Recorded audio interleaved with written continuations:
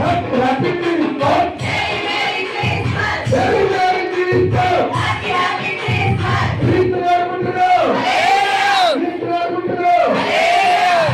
ప్రార్థన చేసి cake cutting చేసుకుని ముగించుకున్నాం.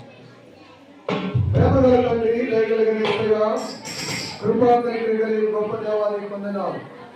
అయా క్రిస్మస్ సందర్భంగా కట్ చేసిన కేకు ఎంత మధురంగా అయితే ఉంటుందో, అయా ఇక్కడికి వచ్చిన ప్రతి వారి జీవితము కూడా అనేకులకు దీవెనకరంగా మధురముగా ఉండడానికి సహాయం చేయండి. ఆనందముగా ఇచ్చేయండి.